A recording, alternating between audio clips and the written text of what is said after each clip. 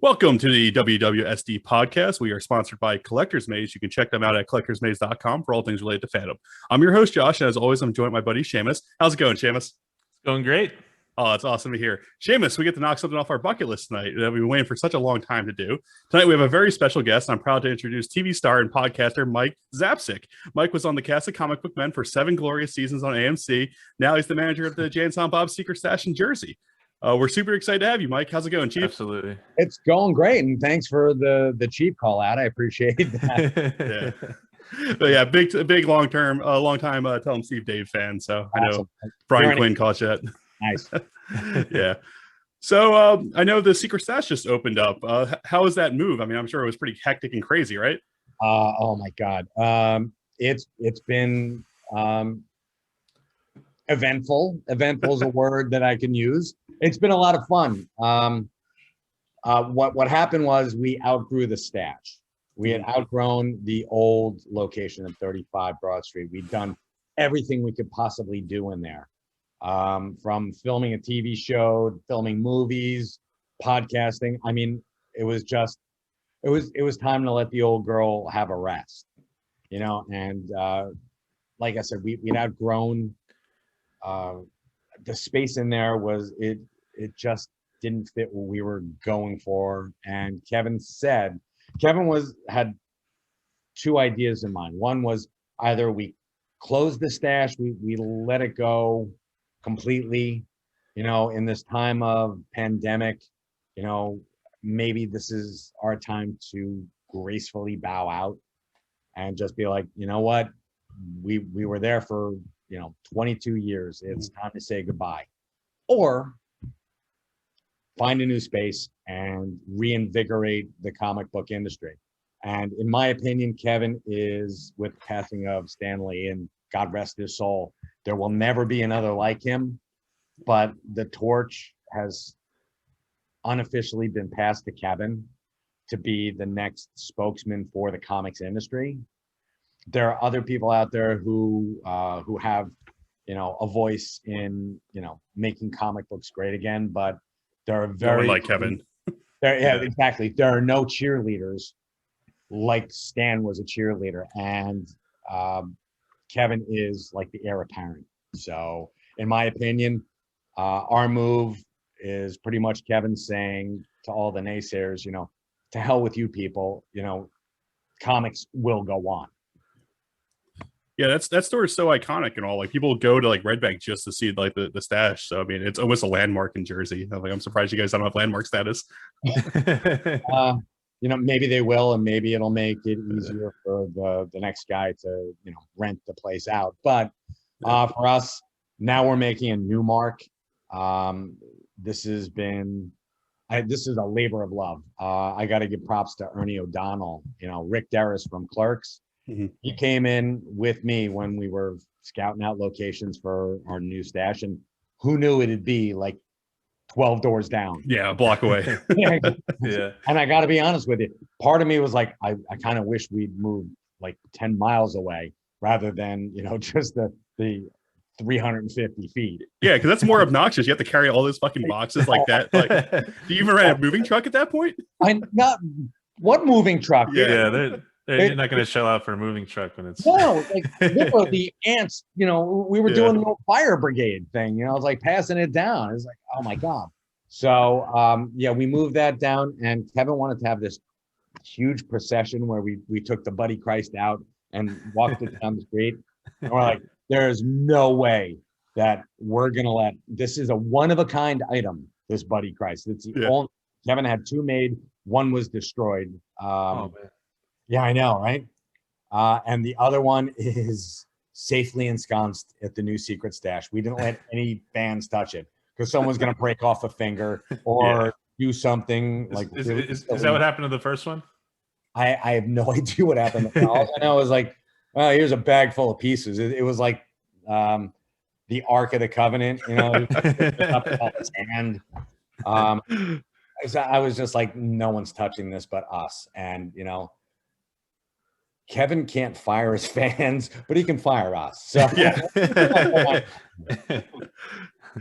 So I remember Walter was talking on his podcast that he passed the manager spot to you. So you're now actually managing the stash, or okay? Yeah. How is that? Because you were there for a long time. I mean, did you ever think Walter would really step down? It's no. But to be fair, he's got his plate full with Steve Dave, and his Patreon is going great guns. Oh, it's insane! Yeah, we saw that today. Yeah. And if anyone's listening here and is not a Patreon, I would recommend going to Patreon. Best $5 you can spend. Like best $5 you can spend. Yeah. Best $10 you can spend. $50 you can spend. You know what? I think they're gonna build a tier for like $150 a month where you can actually just watch Walt in the back room with Get 'em watching The Love Boat. So why the hell not? I mean, I would pay $150 to see him touch sticks for an hour and a half every day. It's better than OnlyFans. Yeah. Maybe there's an idea. Yeah, just get him you get a exclusive subscription to his OnlyFans. Yeah, the only non-sexual OnlyFans out there is actually there's a lot of non-sexual OnlyFans. Like people use it for like cooking and shit like that. Yeah. I don't know who would pay for it, but yeah. Okay. Yeah, I mean, yeah. I mean, maybe so what people tell their wives that like what they're in these credit card statements. Oh yeah, it's for cooking. Yeah, it's for in the kitchen with Don Sharpedo. Yeah, why not? Okay.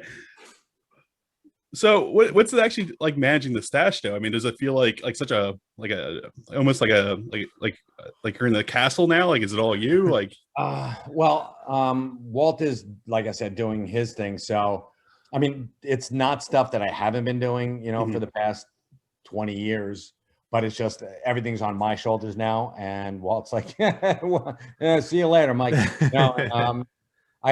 It's just a matter of managing expectations, Kevin's. So, I try not to screw up too badly, which is what I've been doing my entire professional life, not just here, but when I was, I used to be a chef. So try not to poison too many people. You're good. And how long has the new stash been open now? A little less than a month. Okay. And we've gotten great reception. If you go on YouTube, there are a couple of videos up for the making of the stash. You watch Ernie build it from the ground up. Oh, that's awesome. Yeah, that's really cool. Because when I first went there, it was just pretty much Kevin saying, try and find us a spot that you can be comfortable with. And I went, and like I said, this place had been abandoned for about 8 years. Oh, wow. So when I say we were building it from the ground up, it's from the ground up. So Ernie went in there, and thank God he saw my vision, because we walked in, it's like, what do you see? And there was so much potential there that I was like, there's no way we can fail here. And Ernie's like, oh, there are plenty of ways we can. Trust me. But he and I were working in conjunction together, and I had ideas. He was the guy who could implement them. And, Kevin had a lot of input too. Walt had some ideas. So, it was a collaborative effort to make this place and it is gorgeous. Mm-hmm. I've seen the pictures. Yeah. Yeah. And you know what? Don't just see the pictures. Come and visit us. Yeah. Our buddy was just there a few weeks ago. AJ Wilkerson, the comedian. Okay. Yeah. So we actually had him on last week for our podcast, and he was all excited to go out there. Yeah. He's a really cool guy. Yeah. He was, as a matter of fact, he was helping us. Oh yeah. During the grand reopening, it was a ticketed event, which I was like, awesome. A ticketed grand reopening. I love it. We have the new model for how we're going to work all of Kevin's appearances now, where people get their time. And even post-pandemic, when everyone has their shots and no one's going to get COVID, this is how we're going to do it from here on in. So we don't have lines wrapping around the street, because that gets a little obnoxious for our neighbors. Yeah. Which, personally speaking, I'm like, okay, well, our neighbors they're benefiting from this. So Yeah, everyone's benefiting from it. It's Yeah. like you guys are a national landmark in Jersey at this point. well, kind of, but yeah, Yeah. and I'll take that. But for the most part, it's a little less obnoxious for them. You don't have people out there with, tents setting up on the sidewalk, like it's a, Star Wars Spectacle. Yeah. movie. And Okay. It's been working great. That's great. I mean, yeah, I'm sure like COVID has definitely changed the store quite a bit because you probably can't have as many people in. I mean, people just go just to see the store. They might not necessarily be there to like buy anything, but they just want to see the stash. I mean, because it's like famous at this point. Yes. So has that been a problem? Yeah. No, not actually. We've had to curtail the line a couple of times, but to be honest with you, people understand. We can only have up until last weekend, we can only have 14 people in the store at any given time, and that includes the staff. So it was wow, yeah, was 11, and I'm like 11 people at any given time. How much money do they have? Come on, let's shake them. And, start bidding. Yeah, right. Hey, who's got the biggest checkbook? Who's buying trade paperbacks? Who's buying statues? Right. And, yeah, trade paperbacks. Hot toys. Singles, back of the line. So, but we've been able to cycle people through. People just want to come in and see what Ernie has built, and see the house that Smith built. So, Kevin's, thank God he's famous. So we don't have a dearth of people to come in, but it's been going very well. And I can honestly say if one thing good has come out of this pandemic and the shutdown is that people have had a chance to re-embrace their roots as comic book collectors. And, whoa! Let's ignore it. Ignore the man behind the curtain. Yes, I will. Well, I dig the hell that the WWSD didn't go away, but the wall did. So, internet magic. but people have found their rediscovered their inner geek roots, and they're going back to comics. And I've had tons of people coming in going, I stopped reading about 10 years ago. Where can I start again? And it's been a joy. It's been absolutely fabulous to like walk people through, what they love. You used to love Spider-Man. Let's go back to Spider-Man. You know what? I have an even better idea. You sort of outgrew the Avengers. Why don't we go over here to Invincible? Why don't we, check out a couple things that you might not have read that have come out since then? I mean, do you think it's also because like the Disney push for like the new TV shows, all the movies over the last couple of years? I mean, all that seems like it has to help as well. What is this you speak of? Oh, you haven't heard of WandaVision? Yeah, it's this little show. I mean, it was probably canceled after the first season. Probably. Absolutely. The Marvel Cinematic Universe, and by definition, they're Disney Overlords. Plus, they're Disney overlords. Hey, I would love to have Disney as my overlord. That would be great. Actually, I've got Kevin Smith, so that's even better. But yeah, that drives people in, and The Boys from Amazon and Invincible on Amazon and all these platforms.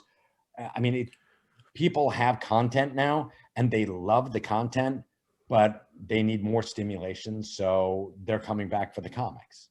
Yep. They want to go original source material. And I mean, unfortunately, in the case of The Boys, I think that the show is far superior to. Oh yeah, the books are so wonky and weird. And I love Garth Ennis. I can't get enough of Preacher. I read it once a year, from start to finish. But it was so radically different than the TV show.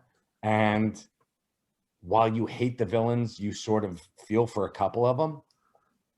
You didn't get that in the comics. You hated them right from the get-go.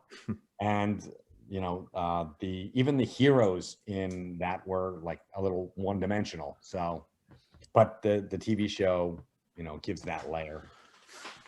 So speaking of comics, I mean the big one is Comic Book Men. Yeah. I don't know if you heard of it. It was on the air for a few years, around 2:00 in the morning. Never got reruns. Yeah. Yeah, 3 a.m. I'd be up live tweeting. Me and Ming were the only ones who were on Twitter at that time. Yeah, I remember. So what was it actually like being on TV? Because you're as a clerk. I mean, you work the comic shop, and there's like one day, like, let's do a TV show, right? You work for Kevin Smith, and strange things happen to you. So I was like, Kevin actually called up. He's like, "You're going to be on TV," and I'm like, Excuse okay. me? Yeah. like when? Yeah, tomorrow? Just once, or Did you see my episode of Cops? I mean, is it my tryout? But it was very surreal. I mean, season 1, we just thought we were going to go on for 1 season and that would be it. And, no one really would care about the, that little nerdy comic book television show. So, and when we got season 2, I was like, whoa, okay. And then season 3 and then season 4. And every season we would be like, holy crap, there's no way, absolutely no way they're going to renew us for another season. And sure enough, AMC, yep, you're renewed. They'd wait till the last minute to tell us. Yeah, but, sweating bullets. But yeah. And by season 7, I think we were having the most fun. That's when we were in our groove. And, we were pretty much knocking it out of the park. We would film from 10:30 to 6, like on the dot.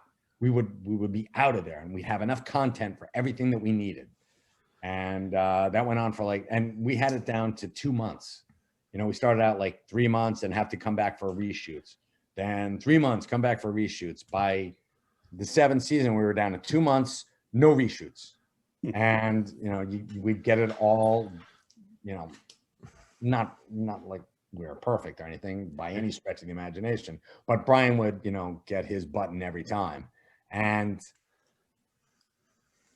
season 7, we were like, well, they've got to renew it, right? And yeah, Kevin just had his heart attack. Just had his heart attack. Yeah. And he was at the AMC upfronts, selling, ad time to, prospective businesses. And we're like, we're shoo-in. And then I get the text and it was like a punch in the stomach. I'm like, oh, and I texted back to Kevin's like, sorry, Mike, we're they pulled the plug on us. I'm like, after you had your heart attack and after you did the upfronts for them, how dare they? And he's like, calm down. I already screamed at him enough for both of us. I'm like, oh man.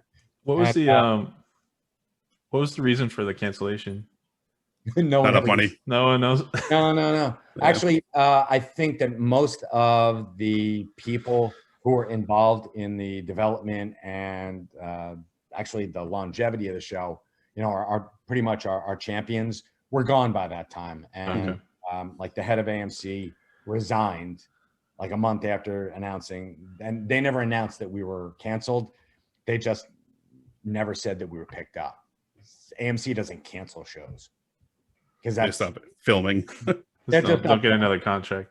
Yeah, and people don't care. But I was like, that's weird.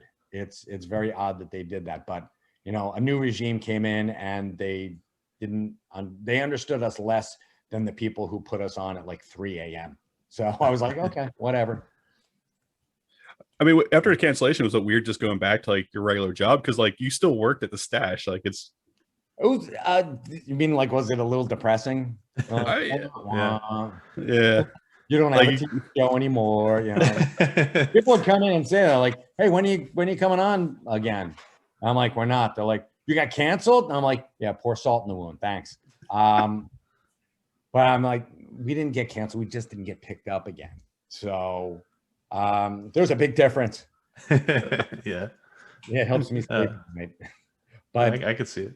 It was a little bit odd, but everyone had their own irons in the fire. Like Walt and Brian and Q from Impractical Jokers had Tell 'em Steve Dave, which they took to the Patreon.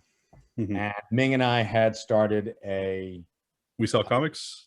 No, we started our own podcast studio. We have Shared Universe. Yeah, Shared Universe podcast studios, and I mean it's still up and running, and we're still pumping out content.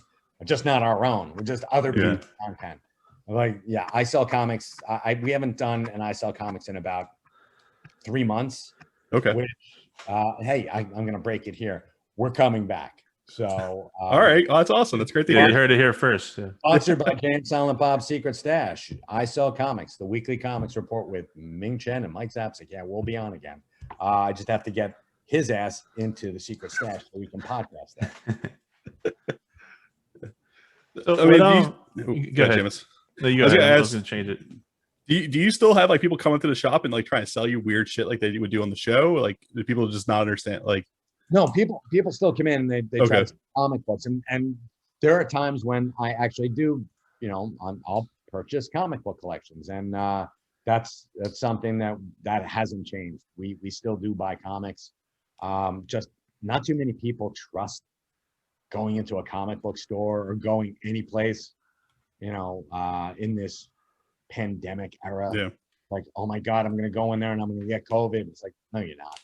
You're not coming in here. There's, I'm not going to touch you. Don't worry about it. I don't have COVID.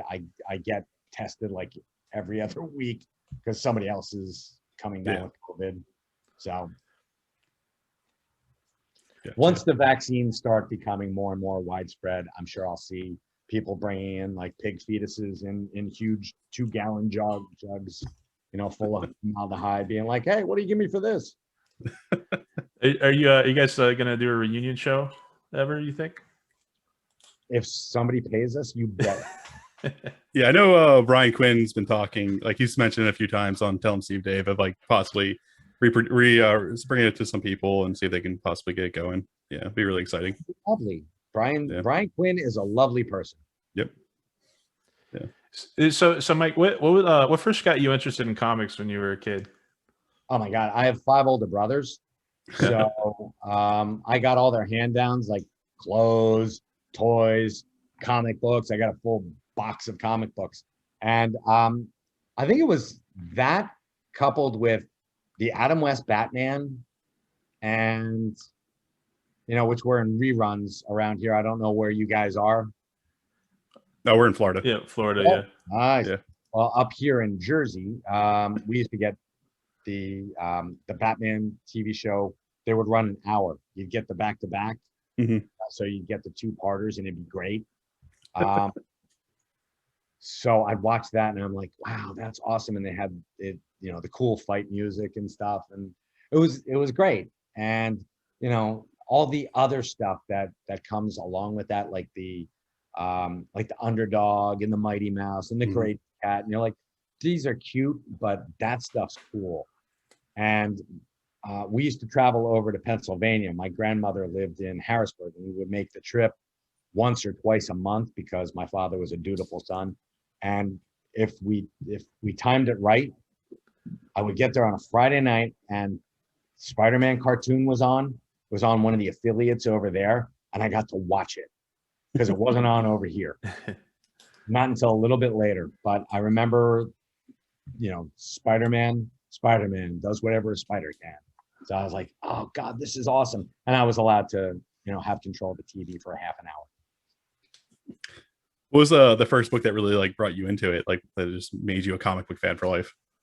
Oh, that's an easy one. Avengers 1. Teen Titans. No, Oh, okay. 151. Still George Perez, but it was 151. They had the entire. They did a reimagining of the origin of the Avengers, and they were choosing a new lineup, and it was just so cool to see everyone who had ever been an Avenger, and George Perez's art, and I'm like, wow, this guy, he really loves what he does, because I mean, he's jamming all these characters into this one book. And at the end, they brought in Wonder Man, who's like arguably one of my favorite characters. He's like a poor man's Superman.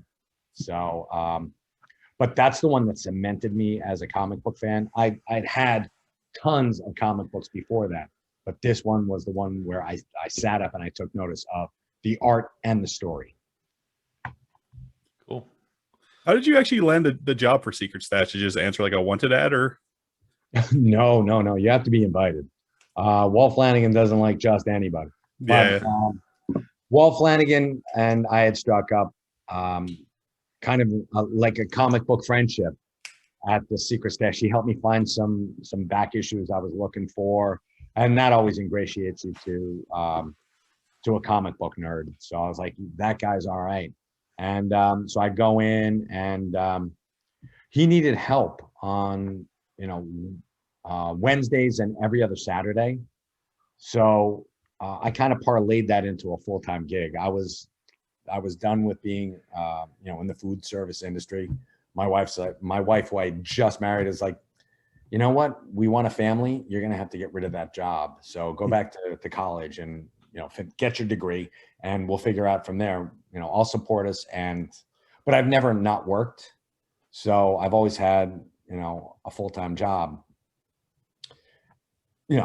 except for, stretches where you don't have a full-time job. But this time around, I just, pardon me, I was sitting around on my hands for a lot of the time. I'm like, I've got to do something. So I got two part-time jobs, one at Jay and Silent Bob's and another one. And I left that one once this morphed into a full-time gig, which was after, oddly enough, 9/11. So yeah, again, there's like a redefining of yourself. It's when something big happens, people dig down to, what they are at heart. And people needed heroes after that. And I think that the comic book industry got a kick in the ass after 9/11, as weird as that sounds. And like this pandemic has showed people that they really need heroes. So yeah, go figure. Yeah. I mean, I remember they did a bunch of 9/11 based comics around that time as well. I know Marvel had their big one. Yeah, it's really interesting. Yeah. Is there anything recent that you're into? Comic Let me book wise? see. Comic wise, I've been digging what Marvel's been doing with the Star Wars universe, the Darth Vader limited series, if you want to call them that, but they're kind of ongoing, just set in different points in Vader's life. Love that. Charles Soule, I think it was Charles Soule. Who else did? Jason Aaron and somebody else did. And my mind is mush these days. Sorry. Someone else did Greg Pak did really great Darth Vader series. So I've been digging that. I'm kind of interested. I'm very interested actually in where DC's going with the whole, post future state. And we're going to see what happens with everything going forward. I actually read Titans Academy and I dig it. I think it's pretty good. Do you find it hard to like read comics nowadays? That I mean, with so much stuff coming out and all the movies and TV shows. No. Just the time factor. You're kept busy, running a comic shop. Oddly enough, there are some people like, I do nothing but read comics at my comic book shop. I'm like, good for you, man. They said, come on over here and help me count these books. But no, it's a matter of time. And I do go back to the classics all the time. Like Sandman, I will read once a year. Like I said, Preacher, I read once a year. And Why the Last Man. These are limited series that, they have a beginning, a middle, and yeah. I know what I'm getting, but I always get something different out of it whenever I read it. Do you normally savor like that, or do you just bang out like an afternoon kind of thing? I wish I could say that I savor them, but no, I bang out. I'm an obsessive compulsive. What can I say? Yeah. All right, we're getting close to that time at 9:30. I had a couple more questions for you, Seamus. Do you have anything else before we move to lightning round stuff? I think I'm good. Okay. Lightning question: Marvel or DC? Both. No, you had to pick. Gun to the head. Nope. Gun to the head. Then I'll pick Image. No, I won't pick Image. Although I do dig a lot of what Image is doing these days. Gun to the head. You know what? I started out as a DC guy. I mean, Adam West Batman was my Batman. So, but gun to the head, both. Okay. Shoot me. Shoot me. Gotcha. Who's your favorite artist? Is it Perez? Perez / John Byrne. Those are like equal to me. Just slightly below Jim Lee and Neil Adams, and I could keep going from there. Oh too. Yeah. What's your actual favorite book though? Like your favorite comic line? Uh, you mean forever or just one that carries me through? Let's do childhood, middle age, and then where you're at now. There you go. You just call me old? Not in a negative way. I I'm mean, like, elderly. All right. so yeah, the comics are the very big print. Yes. You kidding? I'm wearing glasses. Like, I would say Uncanny X-Men, the Claremont Byrne era for my childhood, and New Teen Titans for my adolescent. Middle age. Oh my God. Wow. That's a dick question. Horrible. No, I would say the Jeff Johns Green Lantern run. Okay. And throw in the Flash run in there too, just to be on the safe side. Even it out, yeah. What's your favorite Kevin Smith movie? I'm gonna go old school and say Mallrats because it was the first one. Mallrats like a motherfucker. It was the first Kevin movie that I had seen. Me, Walt, and Kevin shopped at the same place, which would eventually become Jay and Silent Bob's Secret Stash, Comixology. And the guy there kept, oh man, he was the comic book guy. Talked like that in everything, I swear. And he looked like it. Had the little ponytail and the scruffy beard. But he kept telling me that I have to see this movie that one of my fellow reservists had filmed independently. And I'm like, dude, I don't want to watch your stupid movie. Shut up. Just let me buy my comics in peace. And sure enough, I watched Mallrats, got it up Palmer Video, popped in, and I'm like, now I got to see this Clerks that asshat was trying to show me. Yeah. So, what's the craziest thing that you saw coming through the stash? Craziest thing? You mean like craziest thing that somebody? So somebody came and tried to sell. Right. Well, there's a whole bunch of stuff, but one guy brought in a pig fetus in that formaldehyde with 2 heads. Oh my God. Okay. What was he asking for it? $250. Did you buy it? No. Okay. Offered him 100. I gotta be honest. I would have bought it. I offered him $50 for it. I would have bought it for Brian Johnson. Yeah.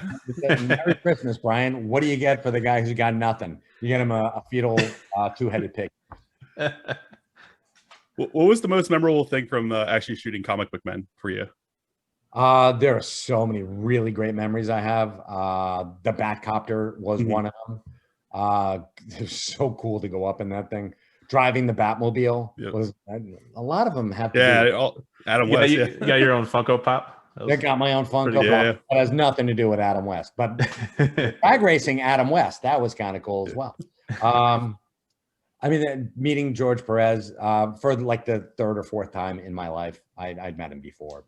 We had a couple gentle fictions. Yeah, at cons. Yeah. Just one of the sweetest men you'd ever want to meet. Just every one of our guests were amazing. Yeah, because they're just all your childhood heroes type people. Exactly. I grew up watching. There was one who was such a disappointment, but he was a disappointment before he came on. You want to name him? Yeah. You want me to name him? I'm not. Yeah, sure. Okay. I'm just joking. You have to figure that one out. What was actually the most? Did you say Wu-Tang? No way. Oh, they're awesome. They're fantastic. Method Man. What was actually the most disappointing thing from the show besides being canceled? The most disappointing thing in the show. No, being canceled was pretty much it. Everything. We never really had a bad day on the set of Comic Book Men. I can honestly say. It definitely came through. Yeah. Season 2 was a little bit rough because the producers were what's the word I'm looking for? Douchebags. Oh, dickheads, yeah. They were horrible. And they eventually got fired. And they were fuck them. Yeah, exactly. But that was Brian and I bonded over our hatred of them, so it was pretty cool. And I'm assuming you would go back and shoot more episodes if you could, like in a heartbeat. Oh, in a definite heartbeat. I mean, the new stash would be perfect for that because it's so open and really cool to do stuff in. Have you guys thought about producing your own show, like on YouTube or something? Yeah, no. Gotta do it on the Patreon. That's all that Patreon money. Yeah. Yeah, that costs money. Yeah, Yeah. yeah. Let me get Walt Flanagan to executive produce it. Now, it's, unfortunately, we weren't. We were very inexpensive to make. But that being said, for my budget, we were really. I couldn't afford to pay me. So Yeah. Mike, it's been an absolute pleasure you coming on tonight. I really appreciate it. Absolutely, me thank too. you so much. Shane, Very it's nice meeting great you. to finally meet you. Yeah, same to you, Wait Mike. decades. Yeah, it's been a lifelong dream. Yeah. Mike, where can our listeners find more of you at? Like, do you have Instagram, Facebook, Twitter? I do. You can go at Michael Zapcic, MichaelZapcic. It's my Twitter handle. You can find me on Facebook. I'm on Instagram. Check us out on you can check out our website, ashareduniverse.com, for all your podcasting needs. We can even do it remotely, just like you fine gentlemen are. So we produce shows, and go say hi to Ming, because his life is a hollow lie outside of comic book man. Especially no cons, no major gatherings. I had to talk him off so many ledges. It's horrible. He was on top of our podcast building going, I have no reason to live. I'm like, man, you can do it remotely. He's like, I can. I'm like, sure. Get out of my way. I got a microphone that needs blowing. It's awesome. Mike, All thanks right, again. Mike. Really Thanks a appreciate lot. it. Thank you, guys. Have a great night. You too.